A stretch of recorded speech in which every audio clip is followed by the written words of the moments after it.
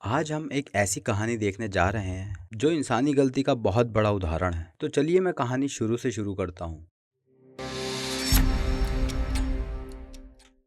22 मार्च 1994 की शाम को 40 वर्षीय अनुभवी एयरलाइन पायलट आंद्रे डैनिलोव मॉस्को से उड़ान भरने के लिए एक विशाल हवाई जहाज के कॉकपिट में दाखिल हुआ। कॉकपिट में पहुंचकर उसने दो अन्य पायलटों का अभिवादन किया। उस रात की उड़ान एक नियमित 13 घंटे की यात्रा थी, जिसका स्टॉपेज हांगकांग था। आंद्रे और उसके साथी पायलटों ने इस रास्ते पर कई बार उड़ान भरी थी, लेकिन इस बार आंद्रे असामान्य रूप से चिंतित था। इसका कारण वो पायलट था जो उनके साथ उस रात उड़ान भरने वाला था। उसका नाम था यारोस्लाव क्रिंस्की। यारोस्लाव उस उड़ान में रिलीफ पायलट की भूमिका निभाने वाला था। आंद्रे कप्तान था और उसके बगल में फर्स्ट ऑफिसर बैठा था, जबकि यारोस्लाव उनके पीछे बैठने वाला था। यारोस्लाव उस समय कॉकपिट में नियंत्रण संभालता जब कप्तान या फर्स्ट ऑफिसर को ब्रेक की जरूरत होती। इसका मतलब था कि आंद्रे को रात भर यारोस्लाव के साथ रहना होगा, जिसे वे बिल्कुल पसंद नहीं करता था। जैसे ही यात्री विमान में सवार होने लगे, आंद्रे ने उड़ान की तैयारी शुरू कर दी। इसी बीच यारोस्लाव ने अपने बारे में बात करना शुरू कर दिया। उसने खुद को एक बेहतरीन पिता के रूप में प्रस्तुत किया और बताया कि वे अपने बच्चों को इस जहाज पर लाया है क्योंकि वो पहले कभी अंतर्राष्ट्रीय उड़ान पर नहीं गए थे।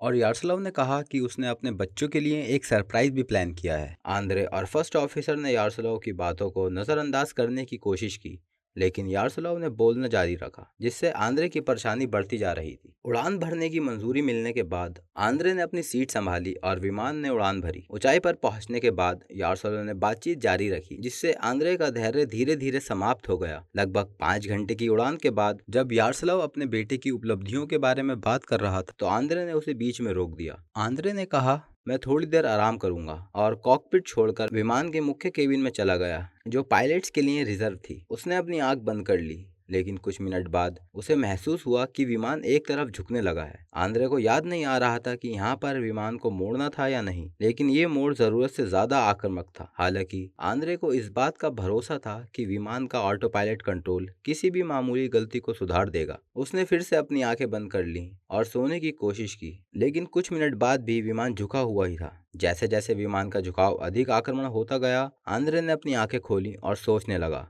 यारोस्लाव क्या कर रहा है? वो लोग इस पॉइंट पर लगभग एक चक्कर में घूम रहे हैं। जैसे ही आंद्रे ये देखने के लिए उठा कि आखिर क्या हो रहा है, विमान अचानक जोर जोर से हिलने लगा। आंद्रे को एहसास हुआ कि विमान रुक सकता है। कॉकपिट में कोई वास्तविक समस्या हो सकती है, और ये कोई मामूली गलती नहीं है। विमान में सवार यात्रियों को भी धीरे धीरे महसूस होने लगा कि कुछ गड़बड़ है। विमान एक तरफ पूरी तरह से झुक रहा था और इतना हिल रहा था कि लोग चीखने चिल्लाने लगे। घबराहट के बीच आंद्रे ने कॉकपिट में जाकर स्थिति का पता लगाने का फैसला किया, लेकिन इससे पहले कि वो वहां पहुंच पाता, विमान एक तरफ से पूरी तरह झुक गया। अब खिड़कियों से केवल जमीन दिखाई दे रही थी और हर कोई भयभीत था। आंद्रे कॉकपिट में नहीं पहुंच सका।